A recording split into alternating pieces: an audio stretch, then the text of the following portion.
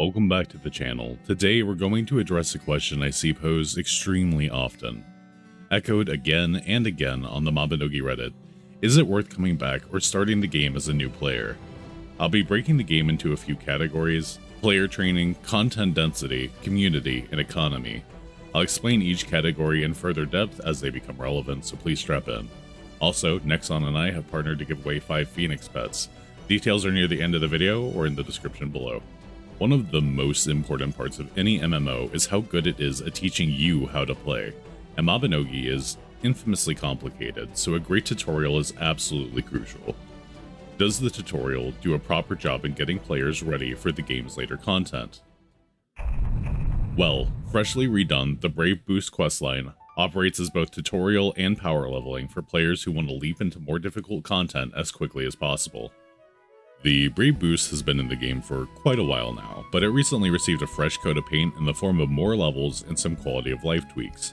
To solve issues with players forgetting to rebirth, levels from the Brave Boost are now added directly to the total level, and it now takes you to 20,000 instead of the 5,000 from before, as well as some quests having been altered to offer a more streamlined experience.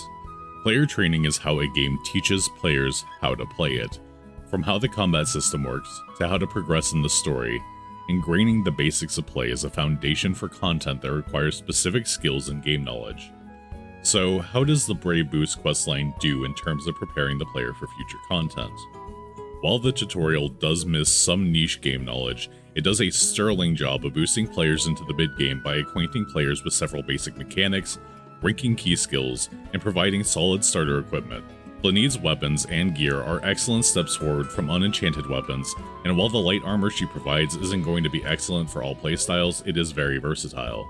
It is unfortunate that the tutorial can be missed if players fail to notice the Brave Boost quest, and it can be a little repetitive and mindless for those of us who have completed this quest 3 to 4 times already. But that said, all in all, the Brave Boost is a very solid player training tool. Many of its shortcomings are supplemented by community-kept guides, or can even be intuited through regular gameplay.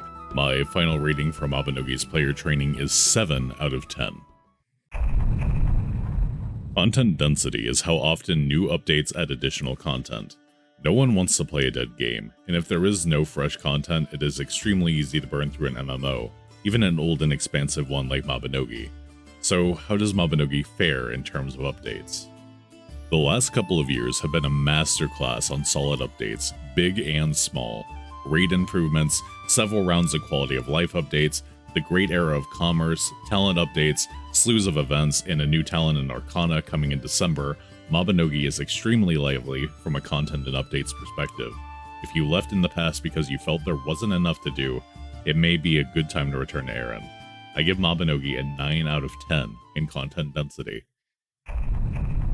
So, the game is regularly updated, but how about the player base? MMOs are not meant to be played alone after all. While I am something of a solo player, I have had the privilege of interacting with the community through my content, and I have met several people that I now call my friends. Personal experience aside, it is also rare to see player hubs like Dunebarden empty outside of the occasional event. If you're here to socialize, there are definitely social groups there for you. Mabinogi also boasts a pretty active community of content creators, some supported directly by Nexon through the Soul Streamer program, and several other streamers and YouTubers, not to mention the dedicated players who do their best to keep the wiki up to date, or keep their own series of guides. I'd rate the community health at a 7 out of 10, with a soft note that the game seems to have a very hard time drawing in truly new players.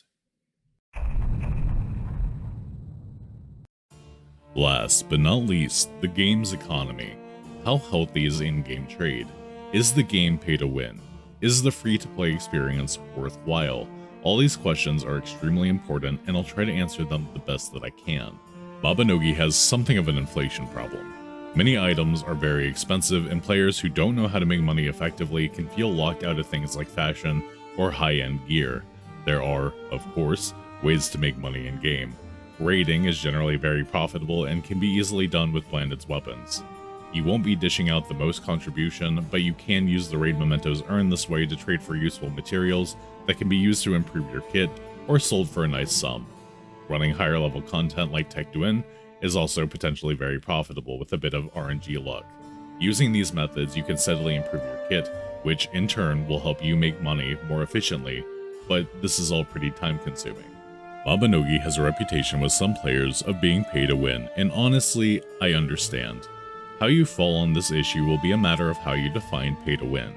Is it just being able to use real money to speed up your progression, or do you define it as being able to simply buy your way into the best gear, no questions asked? Being willing to spend money will definitely help someone progress more quickly, but on the other hand, the game's cash shop rarely offers anything not made available through regular play, and even still, the items that are exclusive to the cash shop are often available to be resold for in-game gold via the auction house. I do think the game could do better in making some necessities like enchant protections and extra equipment slots more available for free players, but things have been getting progressively better over time and I am hopeful for the future. So, since we have confirmed that the game does incentivize spending money in the cash shop, how is the free-to-play experience? There are some conveniences that free players miss out on, like the style tab and being able to freely switch titles without waiting half an hour. That said, you can play most, if not all, content as a free player and not have a bad time. Often events will give out useful cash shop items, though it's not quite as reliable as just buying what you want. All in all, I give Mabinogi's economy a 6 out of 10. It's not great thanks to the issues with inflation and the scarcity of certain important items in free-to-play, but it could be and has been far, far worse. Before we wrap up, I mentioned in the intro that Nexon had been kind enough to give me 5 Phoenix pets to give away. If you would like to enter, comment down below with your favorite generation, as well as your character's in-game name before the 13th of December.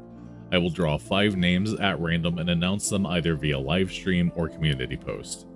Please make sure that your name is spelled correctly to ensure that you get your prize should you win. And that's it for the video.